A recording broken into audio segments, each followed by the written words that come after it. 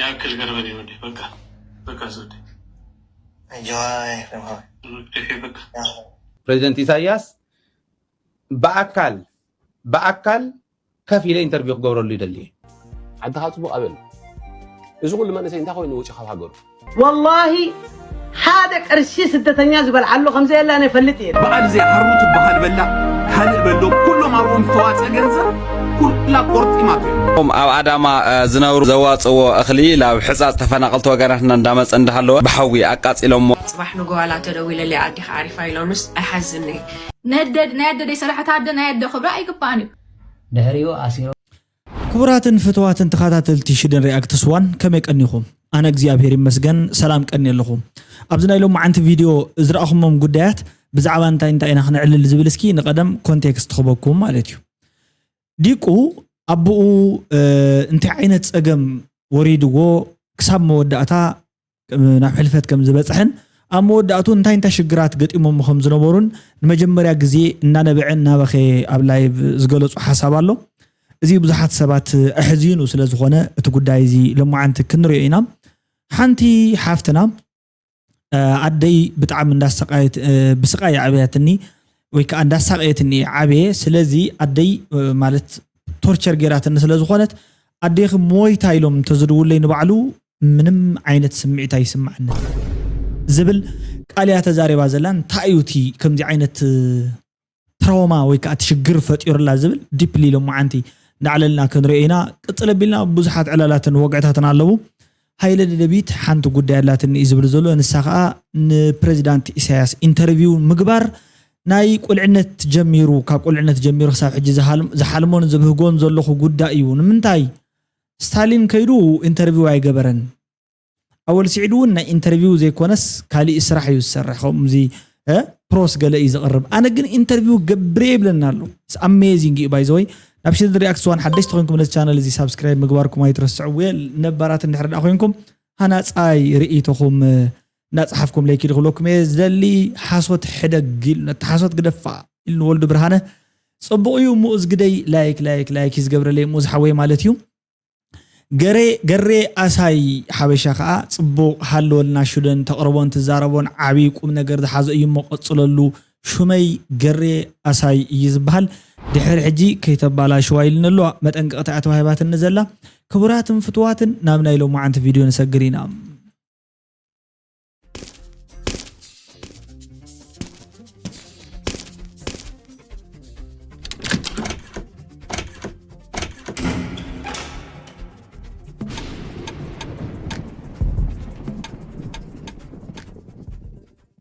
ويل نابتنا إلو معن فيديو سكنسجر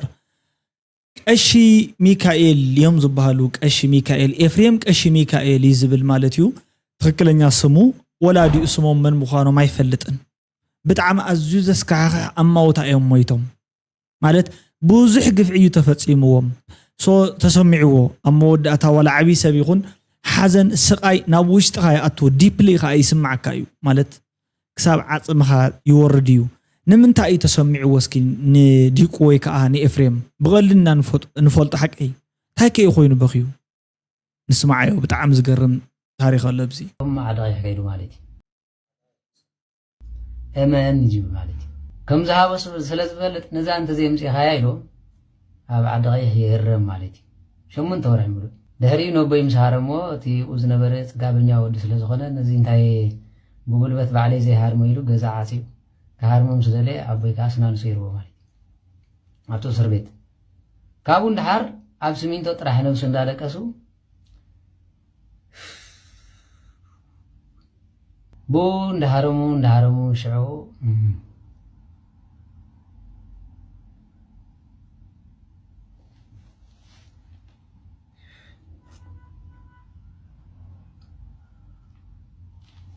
يا كل قربني ودي بقى زودي أيوة فهمها كيف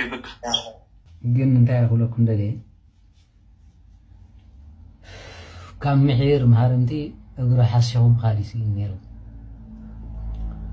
دهريهم سجبر ما فرنا بسقط كتام هم عليك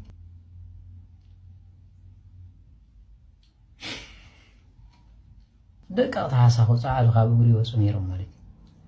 ናይቲ ማእሰርቲ ዝነበረው ማይ ሕፀብ ነይሩ 8 ወርሒ ምሉ ኣብ መጨረሻ ግን ንፍዓት ሰባት ዝነበሩ ደቂ ከባቢ ብ10,000 ከፊሎም ኣውፅዮሞ ማለት እዩ ድሕሪ ምስ ወፅአ እቲ ኩነታት ክጅመር ከሎ 99 ወዘተረፈ 99 ኣብ ዓሪፍ እዩ ማለት እዩ ፕሬዚደንት ኢሳያስ ሓራይ ሰማዕኹም ዜና እዩ ማህረምቲ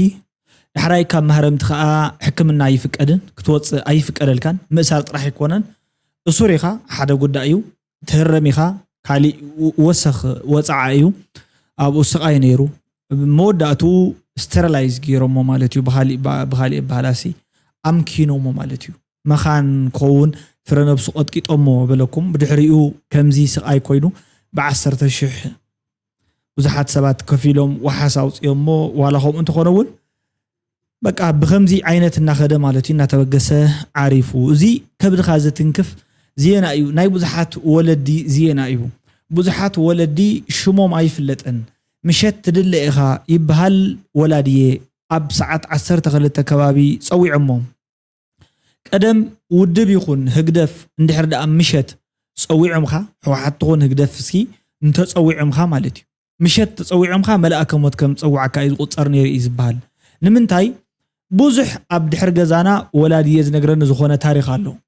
I don't know ናይ ጅምላ መቃብር ይመስለኒ ብዙሓት ሰባት ተቀበሩሉ እዩ ሕጂ ንምንታይ እዮም እዞም ኣብዚ ሞይቶም ዘለው ከባቢ ዝተቀበሩ ሰባት እሲ እንታወት እዮም ትፈልጥዎም ዲኹም ኢልካ ኣብ ዝኾነ ከባቢ እንተሓቲትካ ኣይፈልጥዎምን መን እዩ ቀቢርዎም በሉ ካብ ካሊእ ከባቢ እዮም ዝመፁ ንኣብነት ኣነ ተወልደ ዝዓበኹሉ ሽረ ዛና ዝበሃል ከባቢ እዩ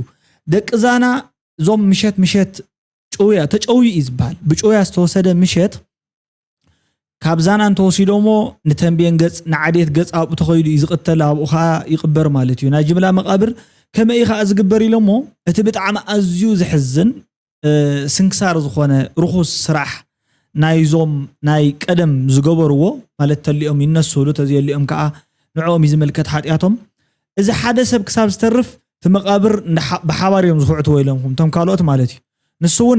እንዳሓገዞም ይጸንሕ ናይ ሓደ ሰብ ጥራሕ መቃብር እቶም ቀተልቲ ይኹዕቱ ኣብ መወዳእታ ከዓ ንዕኡ እውን ሓመደ ልቢሶሞ ይኸዱ ከምዚ ዓይነት ፍጻመታት ኣብ ማሕበረሰብና ዝነበረ እዩ ሶ ኣብ ታሪክ ከተውግዑ ከለኹም ኣብ ከባቢና ዝፈልጦም ቆልዑን ስለ ዝነበሩ ኣብ ጥቃ ገዛና ኣቦኻስ ናበይ ኸይዲ ኢለ ክሓቶም ከለኹ ኣቦይ ምሸት መፂኦም ፀዊዖሞ ዝኾኑ ሰባት ካብ ብድሕሪ ኣይተመለሰን በቃ ሽዑ ሹምካ እንተ ተፀዊዑ መልኣከ ሞት ይፀዊዕካ ማለት እዩ መልኣከ ሞት ፀዊዕካ ማለት እዩ ካሊእ ነገር የብሉን ንዓንደልየካ ኢና ፀገም የብሉን እኮ ቅረብ ገለ ኢኻ ትበሃል ሕጂ ብጣዕሚ ዝሕዝን ታሪክ ተዛማዳይ ዝኾነ ታሪክ ሻዕብያ ኣብቲ ናይ 2013 ውግእ ዝገበርዎ እዩ ኣብ ከባቢና ሓደ ቀሺ ወሲዶም ነዚ ቀሺ ወሲዶሞ ምሸት እዮም መፂኦም ንሱ ኣብ ካሊእ ከባቢ ሃዲሙ ይጸኒሑ ድሓር መፂኡ ኣትዩ ምስ ኣተወ ምሸት መፂኦም ፀዊዖም ማነታ ሰበይቱ ብቋንቋ ትግርኛ እዮም ዝዛረቡ ንሳ ከዓ ድንግፅ ኢላ ምህረ ይከለሎ ዶ ኢሎማ ድሕራይ ኣሎ ዶ ክብሎም የለን ሪኦሞ ዶ ይኾኑ ሰብ ዶ ጠቂምዎም ይኸውን ገለገለ ኢላ ኣሎ ኢላቶም ፈሪሓ ማለት እዩ ንዓበልዮ ንዓ ዋላ ሓንቲ ምንም ንገብሮ ነገር የለን ንዓበልዮ ገለ ይብልዋ ዝገርም ታሪክ እዩ ባይዘወይ ታሪክ ሒዘልኩም ከመጽየ ሙሉኡ ድሕራይ እሺ ትብሎም ፀዊዓቶ በቃ ምሳና እንታይ ዝበሃል ክንብሎ ኢና ዝኾነ ነገር ኢና ክንብሎ ደልና ማለት ሓደ ቀሊል ነገር እዩ ኣይትፍርሒ ገለ ኢሎማ ንሳውን እምነ ቢላ ፀገም የብሉላ ወሲዶሞ እንታይ ከም ዝበሩ ኣይፍለጥን ኣብቲ ከባቢ ሓቂ ንምዝራብ ኣብቲ ዝወሰዶ ቀልቀል ናይ ዛና ከባቢ ዘሎ ቀልቀል እዩ ወዲ ሓሊባይ ዝበሃል እዩ ኣብቲ ላዕለ ነይሩ ኣብቲ ተቋፃር ማለት እዩ ተወዲ ሓሊባይ ዝበሃል በኣንፃሩ ዝሓሸ እዩ ነይሩ ኢሎም ኣብቲ ከባቢ ሓቂ ንምዝራብ ሕጂ ካብቶም ካልኦት ማለት እዩ ይሕሽ ምስቲ ህዝቢ ይረዳዳእ ማለት ንእሽተይ ብዝተወሰነ መጠን ሓሳብ ንሰብሲ ይሓስብ ገለ ኢሎምኩም ድሓር ወሲዶሞ ምሸት ንሳ ንጎ እንዳኸደት ምስዞም ስድራ እንዳኸደት ትልምኖም በጃኻትኩም ከምዚ እዩ ቀሺ ንሱ ምንም ኣይፈልጥን ገለ ተብሎም ዋይ እቲ ሓላፊ እኮ እዩ ሕጂ እንታይ ዝበሃል ንምርምሮ ኣለና ዝኾነ ሳንሱር ይገብረሉ ኣሎ ዝኾነ እምበር ሕጂ እኮ ክንሰዶም ኢና ገለ ይብሉ እንጀራ ከዓ ሒዛትሉ እያ ትኸይድ ተቐቢሎም ንህቦ ኣለና ኢሎም ንሶም እዮም ዝበልዕዎ ድሕሪ 3 መዓልቲ እቲ ጉዳይ ብጣዕሚ ዝሕዝነኩም ቀቲሎም ደርብዮም እንዲዮም ኣብቲ ያለው ከዱ ከለው ናብ ካሊ ቦታ ቀየር ከለው ኣብቲ ከባቢቲ ዝወደቁ ሞይቶም ሰባት ኣለው ቅበርዎም ኢሎም ከይዶም ሕጂት እንጀራውን እታ ሰበይቲ ትቋጽር ካብቶም ደቃ እንዳገደፈት ሕሰብዎ ናይ ረዳእታ ስርናይ ገበርቲ ጉድዮም ጉዶምሲ ኣይውዳእን ከምዚ ዓይነት ከምዚ ተንከሲ ዝኾነ ሰብ ቀቲልካ ብሰብ ናይ ሰብ ደም ምንም ዘይ መስለካ ሲልካ በቃ ጽድት ኢልካ ትነብር ንባዕልኻ ዋላ ሓንቲ ዘይርድእካ ደም ኣለዎም ወደየ ምስዞም ከምዚ ዝበሉ ሰባት ከይተሓብር ዝተባሃለ መጽሓፍ ምሳሌ ነዞም ከምዚኦም ዝወዲ ኣብ ኢዶም ብኢዶም ደም ዝጠልቀ እዩ ነዚኣቶም ብፍጹም ተግባርካ ክትመስሎም የብልካን ክትሓብሮም የብልካን ተባሂሉ ማለት እዩ ዋላ ፖለቲካ ይኹን ብዘይገድሲ ሓደ ሰብ እንድሕር ዳኣ ዝግብኦ ኮይኑ ሕማቕ እንተገይሩ ኣብ ፍርዲ ቤት ከይዱ ስጉምቲ ምእረምታ ይወሃቦ ይቕጻዕ እዚ ንቡር እዩ ካብዚ ወፃእ ዘሎ ስቂልካ በድልየትካ ከም ሓይልኻ እንዳጮኻ በትሽዑ ግዜ ዝተገብረ መቕተልቲ ምንም ፍትሒ ዘየብሉ ማለት እዩ ደም ከልቢ ዝኾነ እዩ እሞ መርዓሲ ትረፍክን ዓዲ ክረማ ዘበለ ጉዳይ ሃይለ ደደቢት ኣብዚ ኣሎ ሃይለ ደደቢት ናይ ወትሩ ባህገይ ንፕሬዚዳንት ኢሳያስ አፈወርቂ ኣይፅረፈልና ስለ ዝበልኩም ናይ ጻረፍ እንድሕረ ደጊም ብዙሓት ሰባት ከምኡ ትብሉ ኣለኹም ኣነ እኮ ይፃረፍ ኣይኮንኩን ልክዕ ልኩዕ እየ ዝነግሮ ልክዕ ልኩዑ ምንጋር ማለት ግን ንሃይለ ደደቢት ይኹን ንፕሬዚዳንት ኢሳያስ ብውልቀ ጉዳይ ነራኸብ ማለት ኣይኮነን ኣበይ ሰማይ ዝሃገሮም ሰማይ ዝሃገረ ኢሉ ሃገርና ኣብ ሰማይ እንተተራኺብና ምናልባት ኢንኬዝ ከዓ ዝኾነ ነገር ተፈጢሩ ክንራኸብ ንኽእልና ኣየራኽበና እየ ዝብል ኣነ ብኻሊእ በሃላ ግን ሃይለ ደደቢት እንታይ ይብላሎ ምስ ሃይለ ደደቢት ዘለና ጉዳይ ኢንተርቪው ክገብሮ ድሌት ኣለኒ ባህገለኒ ሓንቲ መዓልቲ ኮፍ ኢለ እስኪ ታሓ ትምኒቱ ንስማዓሉ በአካል ከፊለ ኢንተርቪው ክገብረሉ ይደሊ ካቶ ህዝብ ትግራይን ህዝቢ ኤርትራን ሲ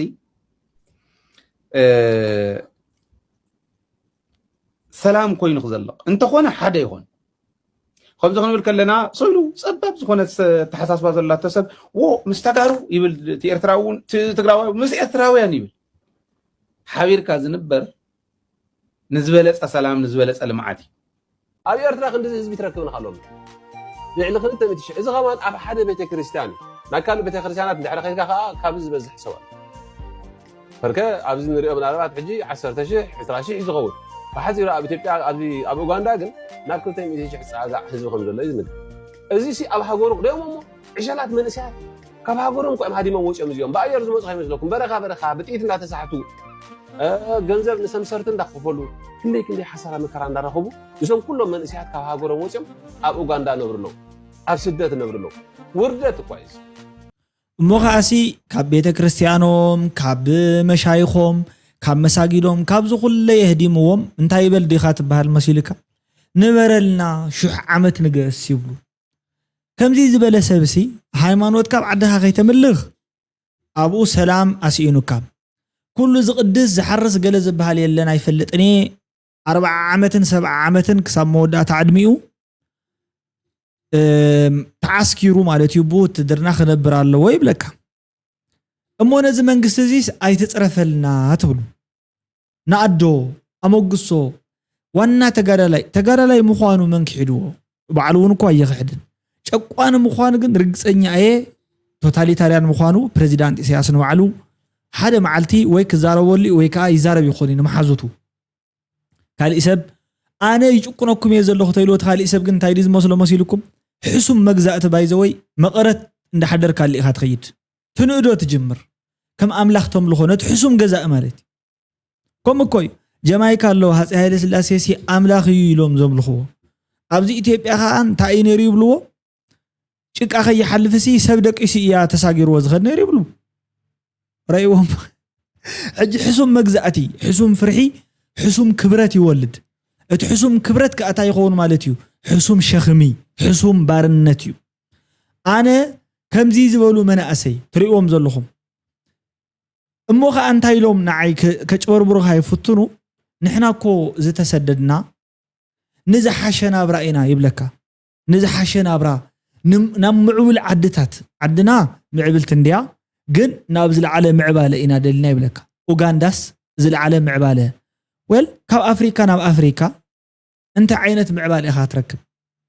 ኳተትብል ተዝሓሻ በዓል ፖል ካጋሜ ዘማዕበልዎ ናይ ንበዓል ሩዋንዳ ዓድታት ምናልባት ዝኾነ ምዕባለ ዘለዎን ንእሽትለይ ናይ ፔይመንት ሲስተም ገለገለ ዘለዎን ንሶማሌ ናብ ሶማሊያ ተሰዲዱ ዝኸደ ኤርትራውስ ንዝሓሸ ናብራ ኢለ ናብ ሶማሊያ ተሰዲደ ኢሉ ንሕልኑ ይሽውድ ካብ ትግራይ ናብ አዲስ አበባ መጽኡ እንተበቅዕ ዝኾነ መንእሰይ ኣብ አዲስ አበባ ኮይኑ እናሰርሐ ናበልዐ ዝነብር መንእሰይ እንታይ ይብል ኣነ ትግራይ ዓደይ ንቅድሚት ስርሐይ ስርሕ እንትኾን ተሎ ግን ኣብ አዲስ አበባ ኣብ መቐለኸ ታይኻ ትሰርሕ እንታይ ኣሎ ስራሕ ንመንእሰይ ዝኸውን እንታይ ዕድል ስራሕስ ተፈጢሮ ኣሎ ዶ የለን ትፈልጥ ኢኻ ትሕሱ ኢኻ ዘለኻ እምበር ተጨርበር ኢኻ ዘለኻ እምበር ትምጭርባር ንግደፎ ዝኹለይ ዜጋ ትሪእዎ ዘለኹም ዝኹለይ ለውጥ ትሪእዎ ዘለኹም ዘብዚ ዘሎ እዚ ብምሉእ መንእሰይ ዓዲ ሰሪሑ ከምብራ ዝኽእል ትኩስ ሓይሊ ኩሉ ስዱድ እዩ ዋላ ኢቭን ቤተክርስቲያን ሃይማኖትን ባዕላው ዓዲ ከምልኸ ይከኣለን ከምዚ ኣጌርካ ንምንባር እውን እኮ ቅዲሱ ዘሚሩ ንኽበልዕ ሰፍ ዓዲ ይከኣለን ርኹስ ዝኾነ ስርዓታት እዩ ባይዞ ርኹስ ሃይማኖት ኣየምልኽ ሃይማኖት ኣየፍቅድ ቅድመ በስመኣም ክበሃል ኣብ ቶሎ ቀድስ ኣኼባሎ ገለ ትበሃል ከምዚ ዓይነት ማለት እዩ መርገም ጥራሕ ዘለዎ ታይ ከዘ ይበሃል ኣሎ ኣብቲ ምልክት ባንዴራና ናይ ዓድና እኮ ሕጅስ ታይ ኣሎ ሓወልቲ ኣኽሱም ምልክት ሓወልቲ ናይ ሓረስታይና ምልክት ከይህሉስ ናይ መን እዩ ዘሎ መሲልኩም ናይ መን ቀየር እዩ ዘሎ ብሱር ናይ ባሓቂ ናይ መን እዩ ዘሎ ናይ ሩስያ ናይ ቀደም ናይ ሶቪየት ዩኒየን ዝነበረ ናይ በዓል ማርክስ ሌኒን ሎጎ እዩ ዘሎ ሎጎ ትራጀዲ እዩ እቲ ትራጀዲ እዚ ብዙሓት ሰባት በቃ ሱቕ ኢሎም እዚ እኮ ተቃሊስና ዘምጣናዮ ብደምና ኣይፈልጦን እዮም ቀይሕ ራዕደይ ትፈልጥ ዋይ ቴረር ትፈልጥ እዚ ኩሉ ሹም ቀየርካ ናብ ቃልሲ ምውፃእ ገለ ኩሉ ኮፒ ዝተገብረ እዩ ካብ ቪየትናም ካብ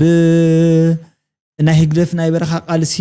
ጎሪላ ዋርፌር ወዘተ እዚኦም ኩሎም ብኡስ ክቕፅሉ ኣለዎም ዋላ ሕጂ እውን እሲ ሎሚ እውን ማለት እዩ ሎሚ ኣብ ደደቢት በረኻ የለን ኣይትወፅን ኢኹም ኢኹም ሕፃፅ ገለ እኮ ኣብ ደደቢት እዮም ዝርከቡ ሎሚ በረኻ የለን ምሽ ሎሚ እውንስ ጎሪላ ዋርፌር ወፂኻሲ ኩናት ከተካይደለካ ማለት እዩ ደባይ ተዋጋኢስ ክትከውን ኣለካ ኢሉ ዝኣምን ትውልድ ዘለዎ ኣብ ዓድታትና ይርከቡ እዮም ክሳብ ሕጂ ማለት እዩ ሶ እዚ ነዊሕ ክንዛረበሉ ክነስርፀሉ ዘይከኣልና ከባቢ ክነድምዓሉ ክንዛረበሉ ዝግባአና ጉዳይ ስለ ዝኾነ ኢና ሓዚና ንዛረቦ ዘለና ናይ ባሓቂ መንእሰይ ሃገሩ ገዲፉ ኣብ ስደት እንዳነበረ ዓድና ጽቡቕ ኣለካ ኣለካ ኣበለት ዓድኻ ጽቡቕ ኣበል እዚ ኩሉ መንእሰይ እንታይ ኮይኑ ውጪ ካብ ሃገሩ ጽንተት እኳ እዩ ዝበሃል እዚ ንጸንት ኣለና እዚ ኩሉ መንእሰይ ሕጂ እዚ ኣፍራይ ዜጋ እዩ እዚ ኮነ ዲ ታሪኽና ኣማዓልትና ጽነት ግፋ ስለ ዝኾነ እቲ መንእሰይ ይሕባእ እቶም ካብ ፎርኤን ዝመጽኸ ኣብ ካቴድራል ክልተ እግሮም ኣብ መሳቂሎም ካሜራ ሒዞም ችርስ ያ ጀማዓ ይጭረም እቲ ኸ ብናብራ ይጭረም እቲ ኸ ናብራ የጓዮ ንዕሶም ብላዛኛ ፒሳ በልዑ ላዛኛ በልዑ በጊዕ ሕረድ እታ ወዳ ውትድርና ዝኸደደ ከምስክነይቲ ርእሳ ተደርሚማ ወዳ ክትጽበት ሓድር ይዋያ እታ ወዳ ብገዛ ዘለኹ ወዳ ከይወስዱላ ተሸቑሪራ ተሓድር ከይግፈፍ ከይእሰር እታ ሓንቲ ደኸ ኮሎኬ ሒዛ ኣብ ዓዳ ቤት ወሪጋ ተሰሪዓ በይነይ ከተርፍ ማን ከማንያ እዚኣ ተሕልፈት ምንም ሓዳሽ ሕልፈት የላን እዚኣስ ታሜሮን ዝገለፀ ሕልፈት ኢና ንሓልፋ ዘለና ሓቂ ኢሎም ከመይ ኢኹም ተሓልፉ ዘሎ ማን ከማንያ አንሳል من كان من كلهم قاليهم من كم سقط كتبلو قاليهم إيدكم سقط كتبلوس أنا بيني كتعرف كاب حما عيد حمق أنا قاعد قط ملكة أنا أول زين قط ملكة إيش الله كلهم قالوا من كان بيني كتعرف أنا بيني كتعرف أنا قال صح أنا بنكي قومي دحوي أغلي ليش ጉዲ ማለት እዩ በቃ ንኣወል በቃ ገጥ መልካእየ ንኣምላኽ ከምዚ ጌርክ ተፅሊ ነርኪ በቃ መቐረብክ ነርክ ናብ ሰማይ ኣስወት ነዛረብ ኣወል ስዒድ ብዘይ ፍቓድ ናይ መንግስትና ሃገር ክንድንጣብ ኣነ ብለካ ኣለኹ ደርፊ ክትደርፍ ተኮይንካ ኮሚቴ ወሲዶም ሪኦም እንታይ ንደርፊኦም በቃ ዝግምግሙ ዘለዉ እዚ ከዓ ጎተና ገይሩ ማለት እዩ ኮሚቴ ሪኦም ገለ ፈራሕ እዩ እዚ ንባዕሉ ፈራሕ መንእሰይ እዩ ካብቶም ዝፈርሑ መንእሰያት ሓደ እዩ በቃ ኮሚቴ ሪኦም ከምዚ ገይሮም ብዛዕባ ደርፊት እንትን ይውዕል ነቲ 20% ኣቢሎም ኣይተዛረቡ እሱ ድማ ሸፊኑሎ እቲ ቀሽስ ሸፊኑሎ ንሆኖ ጸገመለ ናቶም ዳሞ ገለገለ ይሉሲ አስቀጣቢ በዓል ዘያሐሩ ትበሃል በላ ካልእ በሎም ኩሎም አብኦም ተዋፀ ገንዘብ ኩላ ቆርጢማት እዮም ብጣዕሚ ይድሕዝን ንሓደ ዝተጸገመ ሓውኻ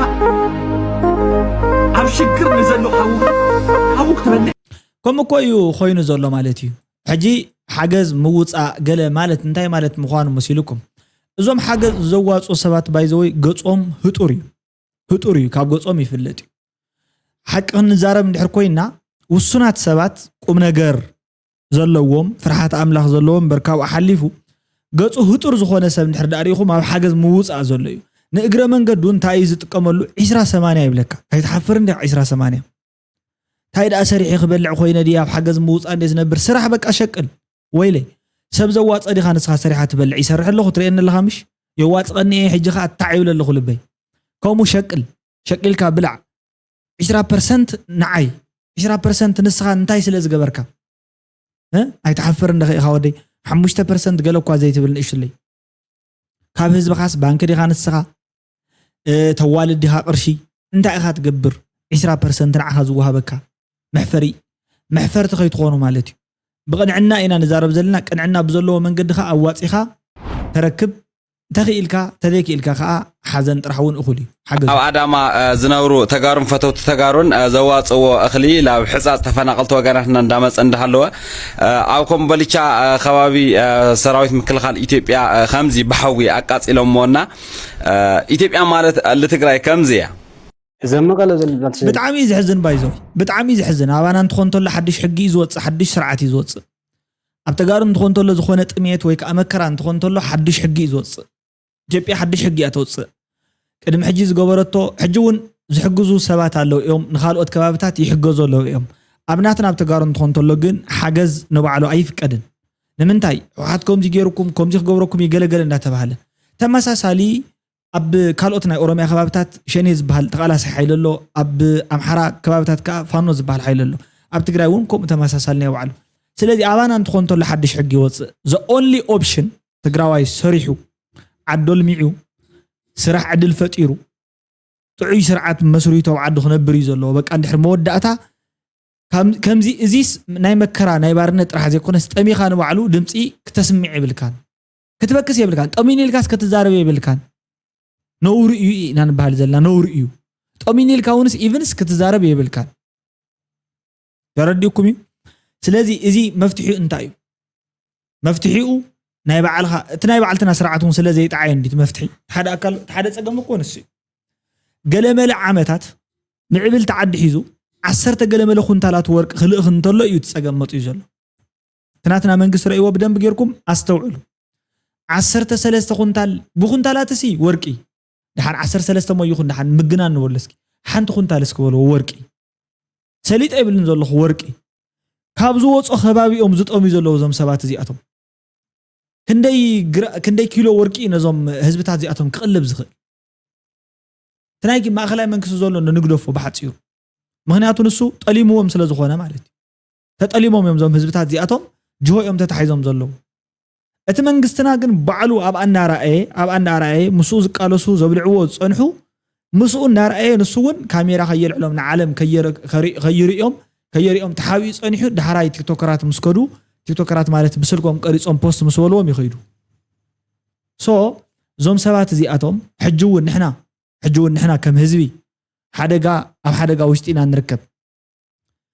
እዚኦም ኣየፍርዩን ዘለው ምዕራብ ትግራይ ንመብዛሕትኡ ናይ ትግራይ ከባቢ بإيكونومي تنابرو نيرا أبانا نتخون نتولو حدش حقنا يهوخنا إيزولو حدش حق زبهال كنسمع عبلنان إزي خنقبر نخل ولا إيفن سارحينا خنبال عند حركوينا كل سب نابج وخاروخ من لسك خلالو كل سب تزاريبو أيد معني لو تخمت سايك لني دحرة دقيم عسرت شو عتب بارتتات أيد ليونيوم حدا نوعلو سلكينا إيزولو توم كاروت بمولهم وصيلهم بتنتنيلهم كحارسو حارسهم كولعو خلالهم including بعد دكتور دبرتيون دحرة دقيم عاويوم يوم حارسهم يبلعوا عين حارس انتيلهم قد فوق خلالهم نزه زبزي وي حارسو خيبلع شريحي خيبلع زي كونا قالنا تزاربو ناو مكرا زمصلو زلو ودباتينا تقاومتينا غلغله زبالو كفورسو خلالهم توديو حدش محدرا ولدو خمص خللو ز حدش محدرا ولدو فيبر زغبرو انتا يمسلكم سرعات تكنولوجي التاوت قلاب زبل امبر كالي وقعي كوقعي يبلو كمهار الله ز تولد زي بقى كاي مهارون قالسيو تقالاساي كوي غلغلي كاب يونيفرسيتي وصي حجي تقالاساي طرح يكون وقعوني كمهارونا يخلن غلغلي حجي مالت ناي تمرتكو نحابشا بقى سريحكا فيديو يسمعك ايرين حجي زوقع زلخم سمعوا معاتي انا تصرفت زوعل سئيله بقى افي ملحاسي يوصي غلغيله تصرف بقى فيمس زي تصرف سب اندا تصرف زوعل سب فيمس ناي مغبار سرحه نسرح لنا عدنا بعلتنا نقتل زلنا مالتي صابزي حلافنت كسمعنا خللو مميحاشات كغبرو خللو زي صاوعيتيو اي تقرمو حوات انتلي طميت ابزلو طميت الله يبحالالو اسكي ተጨቆነ ጓና ትግራዋይ የሆነ ስርዓት ጓናን ተጋሩ ጓና ዝኾነውን በተጋሩ ፖለቲካል ወይ ደግሞ ፖለቲካ ወረቀት ዝውል ወገሌው ወረቀት ይመለሰለይ ተዚህ ሆነ ይሙለስን ረዲት ይሐልፈሎሚ ሕልፍ ትርፊሉ ها ተፈናቀልትን ሰራዊት ሓጊዞም ተባሂሉ ፖለቲካ ዝስራሕሎ ሞብጥሜት ሞይትና ዝውል ሰባት ስቃው ካስ ተፈናቀልት ሳውዕርን ሰራዊት ሓጊዞም ተባሂሉ ፖለቲካ ዝስራሕሎ እዞም ኣብ ሕጻጽ ዘሎ ካልኦት 146 ካምፕታት ኣሎ ተፈናቀልትና ደግሞ ፖለቲካል ሆስቴጅ እዮም ዝተሓዙ ኮነ ተባሂሉ ክጠሚ ኩመቱ ክሳቀዩ ፖለቲካ ጠላዕ ዝጫወተሎም እዮም ምክንያቱ በኣቶም እዮም ኣብ ዓለም ለኸ ፖለቲካ መድረኽ ክከስብሎም ዝደልዩ ቀድሚ ክልተሶም ምዛም ስለዚያ በመዘርግሓ ካብ ሕጻጽ ኣዋፂኦም ኣብ ዕርገዚኦም እናተባሂሉ ዜና ተሰሪዩ ቀድሚ ታሰስ ቀድሚ ክልተሶምና ሶ ፖለቲካል ጠላዕ ወይ ፖለቲካል ሆስቴጅ ስለኾኑ ዞም ተፈናቀልቲ ሰብ لمنتاي تحاول كغرم ወይ ክድነቕ ይውልን لمنتاي ሰብ ዝሕድሽሉ ስርዓት እዚ ያውል ኢሉ ሸኪም ጣም ይልገረማል ካሊክ ወለደ ይኸል ስርዓት ባህሉ ስርዓት እዚ ድኽነት ምሕዳር እዩ ጢሜት ዝሕብእ ስቃይ ዝሕብእ ኣብ ስቃይ ኣብ ጢሜት ፖለቲካ ክሰርሕ ዝደሊ ዝሓለፈ ግዜ ብሎም ነይረሲ እዚ ፍሉይ እዩ ማለት ወለድኹም ሓደ ሓደ ግዜ ምህላዎምን ዘይምህላዎምን ዲፈረንስ ዝየብሉ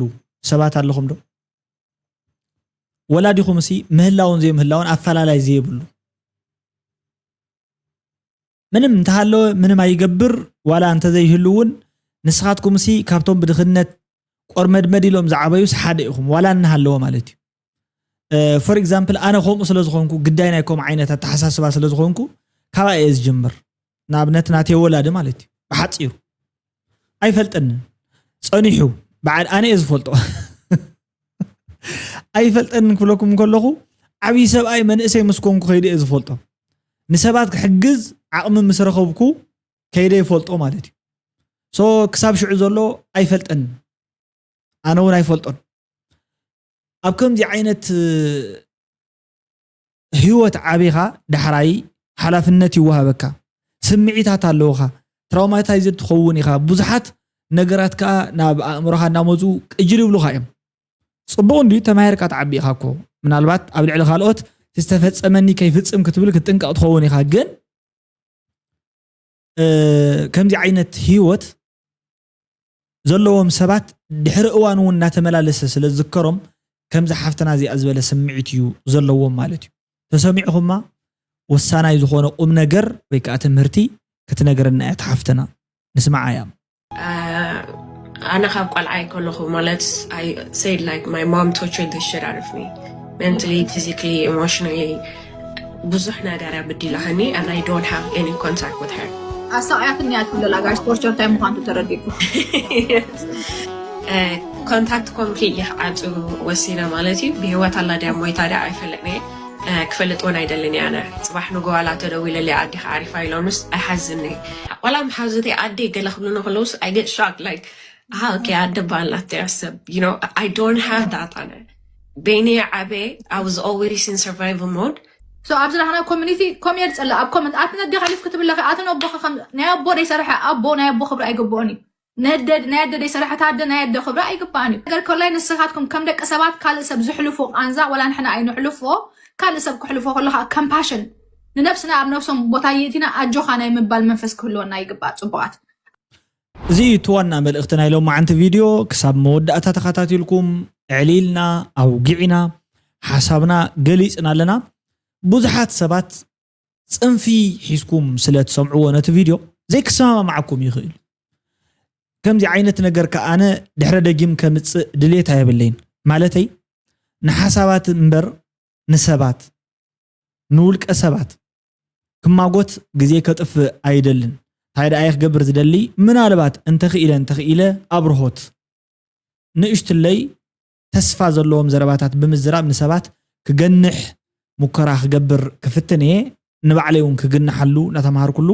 ካብዚ ወፃእ ግን ናይ ውልቀ ሰባት መሳርሒ ኮይንካ ሞማት ብኣምላኽን ብመሬትን እውን ጥዕና ስለ ዘይኮነ ጥዑም እውን ስለ ዘይኮነ ከምዚ ዓይነት ቪድዮታት ትደልዩ ሰባት ወይ ከዓ ትንስኻትኩም ትደልይዎ ጥራሕ ኣፕሩቭ ገብረልና እትብሉ ሰባት ዶንት ኤክስፔክት ዛት ኤኒሞር ድሕረ ደጊም ከምዚ ዓይነት ቪድዮ ኣይትፀበይኹም ሓቂ ትደልዩ ሰባት ከዓ ዌልካም ሳብስክራይብ ግበሩ ኢኹም ልዋም ቅነ ክኾነልኩም እየ ዝምነ ጉድ ላይት ንሕና ሕድርታ ሓዋተይ ማለት እዩ